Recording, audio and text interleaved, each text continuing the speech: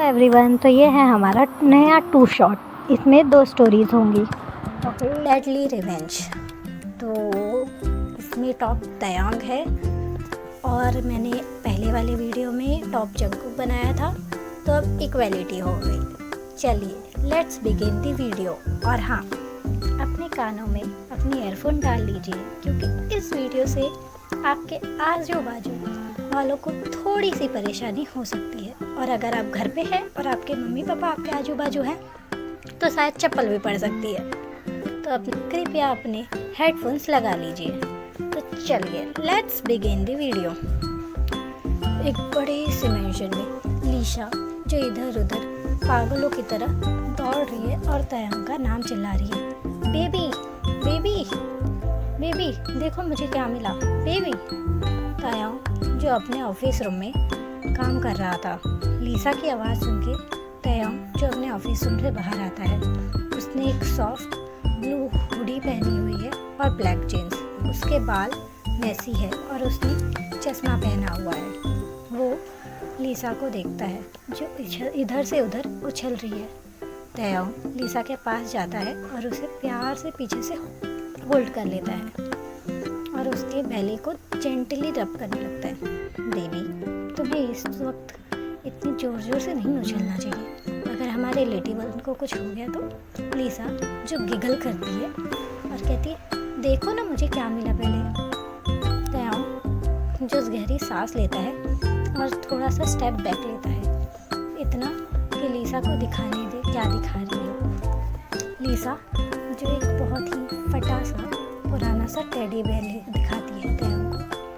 तयांग जो थोड़ा सा चकल करता है और लीसा की तरफ देखता है। लीसा जो ग्लो कर रही है उसके प्रेगनेंसी की वजह से। तयांग चकल करता है और कहता है, ये इस चीज़ के लिए तुम इतनी खुश हो रही थी, इसमें क्या है ऐसा। लीसा जो गिगल करती है और कहती है, ओफो बुद्धू, ध्यान से देखो इसे, याद करो ये मैंने तुम्हें दिया था, भूल गए ना। तुम्हें कुछ याद नहीं रहता है, जाओ, अब लीसा तुमसे बात नहीं करेगी। लीसा जो 2 महीने प्रेग्नेंट है और वो गुस्से में किसी बेबी की तरह बात कर रही है और उसके मूड स्विंग्स बहुत ही ज़्यादा हार्ड है और वो इस प्रेगनेंसी का पूरा फ़ायदा उठाती है। वो अपनी डिमांड प्रेगनेंसी के नाम पे पूरी करवाती है। उसके मूड स्विंग इतने खतरनाक नहीं है जितना उसका खतरनाक दिमाग, बच्चों वाला। लेकिन तयांग को भी ये पसंद है। तयांग जो चकल करता है और उस टेडी बेयर को अपने हाथ में प्यार से ले लेता है। ओह मेरी बेबी का गिफ्ट, थैंक यू बेबी। लीसा जो गिगल करती है और कहती है, मुझे पिज़्ज़ा खाना है। तयांग जो एक गहरी सांस लेता है और हाँ में सर हिलाता है और किचन की तरफ जाने लगता है। लीसा जो तयांग को रोकते हुए कहती है, कहाँ, मुझे बाहर पिज़्ज़ा खाना है, प्लीज़ प्लीज़ प्लीज़ प्लीज़। तयांग जो टाइम देखता है, उसे एक बहुत ही इम्पोर्टेंट मीटिंग ज्वाइन करनी है, वो नहीं जा सकता। वो लीसा की तरफ देखता है जो अपनी बिग इनोसेंट आइज से उसकी तरफ देख रही है और उसने पाउट बना लिया है। वो अपनी क्यूटनेस तयांग के ऊपर किसी हथियार की तरह यूज़ करती है। जब तयांग को आंसर ना देता हुआ पाती है, वो समझ जाती है तयांग रिजेक्ट ही करने वाला है। लीसा अपने हाथ को अपने पेट पे घुमाते हुए कहती है, देखो बेबी, डैडी तुमसे बिल्कुल प्यार नहीं करती, गंदे डैडी जब तुम बाहर आओ ना, डैडी से बिल्कुल बात मत करना, और अगर डैडी तुम्हें हाथ में तो उन पे सुसु कर देना। तयांग जो लीसा की बचकानी बात सुन के चकल करता है, वो इधर उधर देखता है और ड्राइवर को कह देता है कि लीसा को ध्यान से लेके जाए और ध्यान से लेके आए और लीसा को जो भी चाहिए वो दिला दे। तयांग लीसा की तरफ अपनी स्टेप लेता है और लीसा के वेस्ट को प्यार से अपने हाथ में ले लेता है और उसे अपनी तरफ खींचता है। इतनी ज़ोर से नहीं कि उसका बेली प्रेस हो, बट इनफ कि वो उसके फोरहेड को किस कर पाए। लीसा जो स्माइल करती है और पाउट कर लेती है, और मेरे लिप्स। तयांग जो लीन होता है लीसा के तरफ और उसके पाउटी लिप्स को प्यार से चूम लेता है। बिफोर उसे लीविंग, वो स्टेप बैक लेता है और लीसा को देखता है जो जंप करते हुए ड्राइवर के साथ पिज़्ज़ा खाने जा रही है। तयांग जो हल्का सा स्माइल करता है और अपने काम के लिए लौट जाता है। आफ्टर सम टाइम जब लीसा घर नहीं आती है तो तयंग को थोड़ी उसकी चिंता होने लगती है, बट उसे पता है लीसा बहुत ज़िद्दी है, इसलिए वो भी इसे इग्नोर करता है। बट काफ़ी टाइम बीत जाने के बाद भी जब लीसा का एक भी कॉल या मैसेज नहीं आया, तयंग को सच में फिक्र होने लगती है। तयंग जो ड्राइवर को कॉल करता है, लेकिन ड्राइवर कॉल नहीं उठाता, तो वो लीसा को कॉल करता है। लीसा का भी फ़ोन नहीं लग रहा है। अब तयंग बहुत ही ज़्यादा वरी होने लगता है। उसे पता है लीसा नोटी हो सकती है, बट वो कभी भी तयंग से बिना बात किए 1 घंटे भी नहीं रह सकती, और वो यहाँ पर 3 घंटे से बिना बात किए, बिना एक भी मैसेज किए कहाँ है पता नहीं। तयंग जो अब टेंस होने लगता है। तयंग जो अपने गार्ड्स को बुलाता है ताकि वो लीसा का पता लगा सके। गार्ड्स तो इमीडिएटली लीसा का पता लगाने के लिए चले जाते हैं। तयंग खुद भी जो अपनी कार की लेता है और लीसा का पता करने के लिए चला जाता है। सुबह से शाम हो जाती है, लेकिन लीसा या फिर ड्राइवर किसी का भी कॉल नहीं लग रहा है और किसी को भी नहीं पता वो लोग कहाँ गए। फाइनली तयंग को लीसा के फ़ोन से एक फ़ोन आता है। तयंग इमीडिएटली फ़ोन को रिसीव करता है और अपनी डेस्परेट वॉइस में बोलता है, hello hello hello Lisa, hello baby, कहाँ हो तुमने तो मुझे डरा ही दिया। लेकिन अदर साइड एक मेल वॉइस आती है।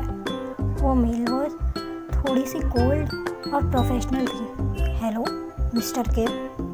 तयंग जो थोड़ा सा शॉक हो जाता है और वो भी अपनी कोल्ड टोन के यूज़ करते हुए कहता है, हाँ कौन बोल रहा है और मेरी वाइफ लीसा कहाँ है। आदमी एक गहरी सांस छोड़ता है और थोड़ी सी स्वीट टोन में यूज़ करते हुए कहता है, mister Kem, I am sorry to say but आपकी वाइफ का एक्सीडेंट हो गया है और हम उन्हें इमीडिएटली हॉस्पिटल लाए थे, बट वो ज़्यादा देर तक सर्वाइव नहीं कर पाई और आपका ड्राइवर वो भी सॉरी। उम्मीद करता हूँ आप समझ सकते हैं। तयंग उसका तो मानो दिल ही रुक गया हो।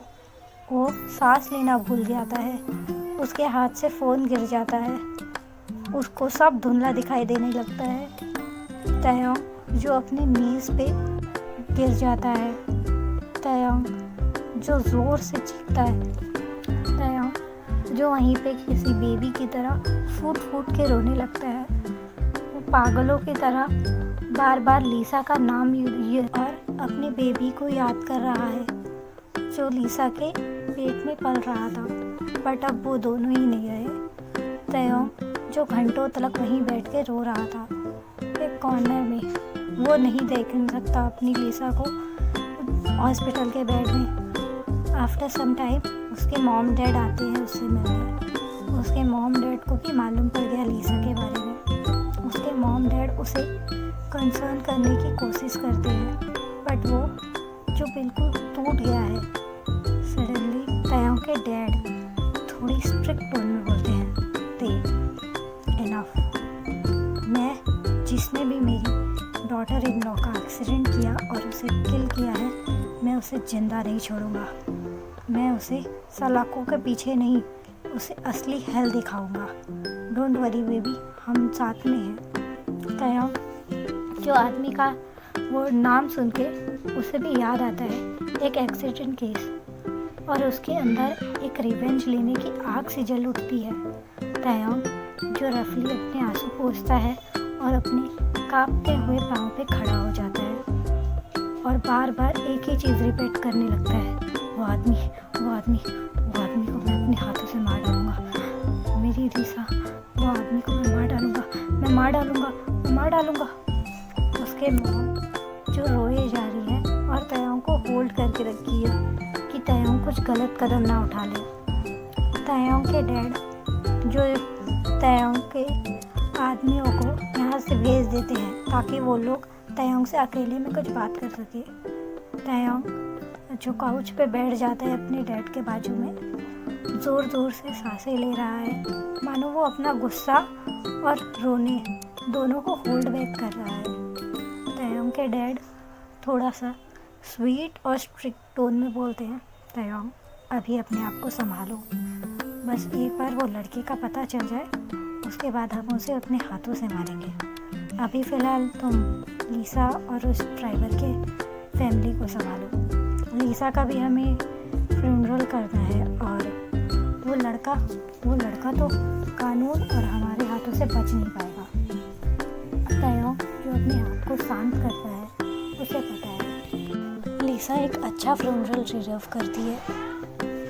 तयोंग जो फाइनली हॉस्पिटल जाता है, लीसा जो खूबसूरत उसका चेहरा टायर के नीचे आने से पूरी तरह से कुचल चुका है, उसका हैप्पी स्माइल पूरी तरीके से डिस्ट्रॉय हो चुका है और उसका वो छोटा सा बेबी बन जो अब दिख ही नहीं रहा है। उसकी हंसती खेलती लीसा और उसकी हंसती खेलती लाइफ एक सेकंड में बर्बाद हो गई।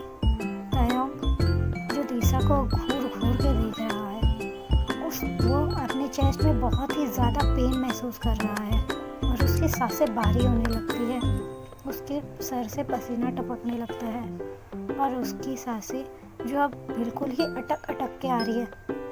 तयोंग अपना हाथ अपने चेस्ट पे ले जाता है। तयोंग की मॉम ये सब नोटिस करती है और इमीडिएटली डॉक्टर को बुलाती है। डॉक्टर जो तयोंग की ऐसी हालत देखकर इमीडिएटली तयोंग के चेकअप में जुड़ जाते हैं। तयोंग को एक माइनी हार्ट अटैक आया था। लीसा को इस तरह से देखकर और एक ही झटके में उसकी पूरी फैमिली को जाते हुए देखकर तयोंग जो बेबसी से बस वहीं बेड पे लेटा है, उसके दिल की धड़कन बहुत ज़्यादा तेज है। डॉक्टर कोशिश कर रहे हैं कि इस माइनर हार्ट अटैक को बड़ा ना होने दे, बट तयोंग जो खुद को कंट्रोल ही नहीं कर पा रहा है, उसकी सांसें और भी भारी होते लग गई। मजबूरी में आकर डॉक्टरों को तयोंग को नींद की इंजेक्शन देनी पड़ी। फाइनली जब तयोंग अपना सेंस खो देता है तो डॉक्टर उसका इलाज करते हैं और उसके पेरेंट्स को कहते हैं कि उसको जितना हो सके उतना आराम दे और तयोंग के लिए कुछ प्रिस्क्रिप्शन भी दे देते हैं। तयोंग जो एक हफ्ता हॉस्पिटल में रहने के बाद फाइनली डिस्चार्ज होता है और सीधा लीसा के ग्रेव के पास जाता है और वो अपने नील्स पे बैठ जाता है उसके ग्रेव के पास और अपनी डार्क डीप टोन में बोलता है, बेबी मुझे अपने बच्चों की कसम है, अगर मैंने उस आदमी को खून के आंसू नहीं रुलाए तो मेरा नाम भी किम तयोंग नहीं। मैं तुम्हारे एक एक खून का बदला उससे लूँगा, आई प्रॉमिस। तयोंग ये कहकर फूल वहाँ पर रखकर उसके ग्रेव को किस करता है और स्टैंड अप हो जाता है। तयोंग जिसके पाँव शेक कर रहे हैं वीकनेस और हर्ट से, उसके आदमी उसकी हेल्प करते हैं कार में बैठने पे। पिछले एक हफ्ते से उसने कुछ भी नहीं किया है, ना वर्क और ना ही कुछ, हॉस्पिटल में रहने की वजह से। लेकिन अब वो उस आदमी को ढूंढेगा और उसे कड़ी से कड़ी सजा दिलाएगा। तयोंग जो अपने आप को काम में फेंक देता है उस आदमी को ढूंढने में काम। तयोंग को फाइनली जब वो मिलता है तब उससे पहले ही पुलिस उसे पकड़ ली थी। आज कोर्ट की सुनवाई है और वो लड़का जो जेल में था 3 दिन, वो फाइनली आज जज के सामने आएगा। तयोंग जो इम्पेशेंटली वहाँ पर बैठा हुआ है और अपना पाँव हिला रहा है, उसे देखना है कौन है वो मॉन्स्टर जिसने उसकी पूरी फैमिली को एक झटके में उड़ा दिया।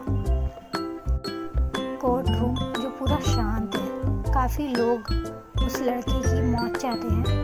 फाइनली दरबार कोर्ट रूम का जज का राइट हैंड लड़के का नाम बुलाते हैं, जॉन जंगकोक कोर्ट रूम में हाजिर हो। तो एक पुलिस ऑफिसर एक लड़के को, उम्र कम से कम 22 या 23 साल, उसका मुंह जो मास्क से कवर है और उसके हाथों में हैंडकफ्स है, वो किसी डरे हुए पप्पी की तरह लग रहा है और वो तो फाइट बैक भी नहीं कर रहा है, जिस तरह से पुलिस वाला उसे ट्रैक कर रहा है और उसे कस्टडी रूम के एकदम सामने छोड़ देता है।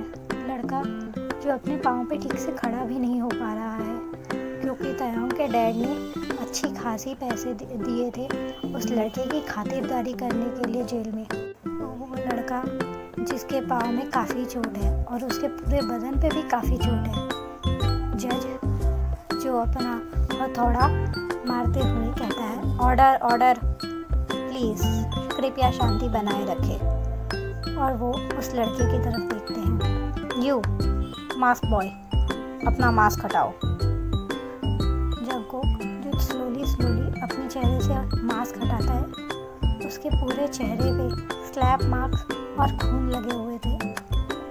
तयांग जिसको तो सांसें ही अटक जाती हैं, उसने ये नहीं सोचा था कि जो इसने उसकी बीवी का मर्डर किया वो इतना सुंदर होगा। उसका गुस्सा पता नहीं कहाँ धीरे धीरे जाने लगता है, लेकिन तयांग अपनी मुंडी हिलाता है और अपने प्यार भरे ख्यालात को पीछे छोड़ जाता है। उसे लीसा का वो चेहरा याद आता है जो खून से सना हुआ था और उनका अनबॉर्न बेबी। उसका गुस्सा फिर से बढ़ जाता है। जंगकुक जो वहाँ पर किसी स्कैर्ड एनिमल की तरह खड़ा है। जंगकुक जो कहता है, मैंने कुछ नहीं किया, वो मेरी गाड़ी के सामने आ गई थी, मैंने कुछ नहीं किया, मैंने तो स्पीड भी ज़्यादा नहीं थी, वो अचानक से आ गई थी, आई स्वेयर। जंगकुक जो बहुत ज़्यादा हिचकी ले रहा था, उससे तो ठीक से बोला भी नहीं जा रहा था। उसकी हालत इतनी बुरी थी कि उसका चेहरा भी ठीक से नहीं पहचान में आ रहा था, बट उसकी आंखें जो बहुत ही इनोसेंट और एकदम किसी रैबिट की तरह थी। जज जो थोड़ी बहुत जांच पड़ताल करता है और सीसीटीवी कैमरा देखता है। सीसीटीवी कैमरे में दिख रहा है कि जंगकुक जिसने बहुत ही प्यार से गाड़ी ड्राइव कर रहा है, बट सडनली लीसा जो नाचते हुए उसके गाड़ी के सामने आ गई और जंगकुक अपनी कार को कंट्रोल ना कर पाते हुए वो लीसा को गाड़ी से गलती से उड़ा देता है और मतलब क्रैश कर देता है और लीसा जो रोड पे गिर जाती है और बाकी गाड़ियों के बीच में कुचली जाती है। तयांग ये सीन टीवी पे देखकर उसका तो मानो दिल ही टूट गया। उसकी सांसें भारी होने लगती हैं, वो जो जोर जोर से कांपने लगता है अपने चेहरे पे, उसे फिर से पसीना आने लगता है, उसे पैनिक अटैक आया है।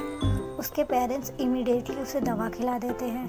पूरा कोर्ट रूम 2 पल के लिए शांत है, क्योंकि लीसा इतनी बुरी मौत डिजर्व नहीं करती थी। जंगकुक जो वहाँ पर खड़े होकर रो रहा है। जंगकुक भी इनोसेंट है और लीसा भी, इसलिए जज अब कंफ्यूज है कि सज़ा किसको दे, क्योंकि गलती लीसा की थी और जंगकुक सिर्फ आउट ऑफ कंट्रोल हो गया था। जज एक गहरी सांस लेता है और फाइनली अपना judgment, this boy is innocent. ये पूरी घटना एक एक्सीडेंट थी। इस पूरे अदालत में इस लड़के के साथ पहले ही बहुत अन्याय हो चुका है, इसलिए मैं इसकी आगे की सज़ा रद्द करता हूँ, लेकिन इसे 500 रुपये का जुर्माना और कुछ दिन जेल में बिताने होंगे। और मैं पुलिस कर्मचारियों से ये विनती करता हूँ कि इस लड़के पे और हाथ ना उठाए, क्योंकि पहले ही इसने अपनी गलती की सज़ा भुगत चुकी है। जंगकुक जो अपने हाथ जोड़कर जज को थैंक यू बोलता है और पुलिस वाले धीरे धीरे जंगकुक को वापस ले जाते हैं। तयांग जो गुस्से से पूरी बॉडी उसकी शेक कर रही है, उससे बिलीव नहीं हो रहा है कि उसकी वाइफ का मर्डरर इतनी आसानी से छूट जाएगा। तयांग जिसका दिमाग एक डार्क और बहुत ही ज़्यादा डेडली वे में चलने लगता है, वो पहले ही प्लान कर चुका है जिस दिन वो लड़का बाहर आया उस दिन तयांग क्या करेगा। तयांग जो बिना वर्ड्स के कोर्ट रूम छोड़ के चला जाता है। उसके पेरेंट्स उसको फॉलो करने की कोशिश करते हैं, बट तयांग जो अपनी कार लेता है और ड्राइव करके अभी चला जाता है। तयांग जो गाड़ी सीधा अपने प्राइवेट मेंशन में लेके जाता है, जहाँ पर उसकी और लिसा की काफ़ी सारी यादें जुड़ी हुई हैं। तयांग जो अपनी कार पार्क करता है और सीधा अपने मेंशन में चला जाता है। वो न आए देखता है न पाए और सीधा उन दोनों के शेयरिंग बेडरूम में घुस जाता है, जहाँ पर लिसा और उसकी काफ़ी सारी पिक्चर्स और उन लोगों ने जो बेबी के लिए सामान खरीदा था वो सब रखा है। तयांग जो एक बड़ी सी पेंटिंग के पास चला जाता है, जो उसने अपने खुद अपने हाथों से बनाई थी लिसा के लिए उसके बर्थडे के दिन, और वो अपनी ब्रोकन और बहुत ही ज़्यादा हर्टफुल वॉइस में विस्पर करता है, तुम तो मुझे छोड़ के चली गई, बट तुम्हारा किलर अभी भी सांसें ले रहा है। मैं तुम्हारी कसम खा के कहता हूँ, मैंने उसकी लाइफ हेल नहीं बना दी, मेरा नाम भी किम तयांग नहीं। आफ्टर 7 days जंगकुक को फाइनली उसके सज़ा से रिहा कर दिया जाता है। जंगकुक जो बहुत ही ज़्यादा डिप्रेस और सैड है, उसने टैक्सी चलाने का वर्क छोड़ दिया। वो जो खुद टैक्सी पकड़ के अपने रेंटेड अपार्टमेंट में आता है, वहाँ पर बहुत अंधेरा था। जंगकुक जो थोड़ा लंगड़ा के चल रहा है, क्योंकि जज के वार्निंग देने के बाद भी उसको बहुत पिटाई पड़ी है जेल में। मिस्टर किम ने काफ़ी अच्छे खासे पैसे दिए थे उसकी खातेदार करने को। जंगकुक जब अपने अपार्टमेंट में आता है, लगभग मिडिल नाइट को उसका पूरा अपार्टमेंट डार्क था। जंगकुक जब लाइट ऑन करने की कोशिश करता है, सडनली कोई उसके मुंह को कपड़े से दबा देता है और उसके मुंह को बांध देता है, और दूसरा इंसान उसके मुंह को एक बोरी जैसे चीज़ से कवर कर देता है, और एक और इंसान उसके हाथों को उसके बैक के पीछे बांध देता है। जंगकुक जो फाइट बैक नहीं कर पाता, क्योंकि ये सब बहुत ही ज़्यादा जल्दी और बहुत अचानक हुआ, और वो इंसान भी काफ़ी स्ट्रॉन्ग है। जंगकुक फील करता है कि बहुत सारे स्ट्रॉन्ग हैंड्स उसे उसके ही अपार्टमेंट से खींचते हुए निकाल रहे हैं। जंगकुक जो फाइट बैक नहीं कर पा रहा, क्योंकि वो अभी भी बहुत इंजर्ड है मार खाने की वजह से। वो लोग उसे एक वैन में फेंक देते हैं, और करीब आधा घंटा ड्राइव करने के बाद वैन रुकती है। जंगकुक जो फाइट बैक करने की पूरी कोशिश कर रहा है, लेकिन वो लोग उस पर ओवर पावर कर देते हैं। जंगकुक को खींचते हुए कहीं लेके जाते हैं और किसी हार्ड और बहुत ही सख्त फ्लोर पे फेंक देते हैं। जंगकुक को अपनी वेस्ट और नीज में थोड़ी चोटें भी आती हैं, लेकिन जंगकुक अभी उन सबको नोटिस करने के हालत में नहीं है। जंगकुक अभी बहुत घबराया हुआ और बहुत सहमा हुआ है। जंगकुक इन सब चीज़ों के आदी नहीं है। जंगकुक बहुत ही ज़्यादा इनोसेंट और बहुत ही ज़्यादा स्वीट है। जंगकुक को मार खाने की या फिर ऊंची आवाज़ में भी बात सुनने की आदत नहीं है, और अब उसके साथ ये सब हो रहा है। सडनली कोई उसके मुंह से कपड़ा हटा देता है। रूम पूरा डार्क है, सिर्फ एक फिगर दिखाई दे रहा है, जो शायद बेड के थोड़े साइड में चेयर पे बैठा है। सडनली वो फिगर बेड साइड लैम्प को जला देता है, और तयांग का फेस व्यू में आता है। जंगकुक जो बहुत ज़्यादा डर जाता है और अपने हकलाते हुए वॉइस में बोलता है मैं वो जंगकुक अपने सेंटेंस कंप्लीट कर पाता उससे पहले तयांग उसे ज़ोरदार चाटा मारता है। ओके गाइस, तो आज के लिए बस इतना ही, और अगर आपको आगे की स्टोरी चाहिए तो कमेंट कीजिए, और अगर आपको हार्टलेस माफिया का और वन शॉट का लास्ट पार्ट चाहिए तो उसके लिए कमेंट कीजिए, अगली स्टोरी उसी हिसाब से बनाऊंगी। ओके, थैंक यू, और लाइक शेयर सब्सक्राइब, बाय।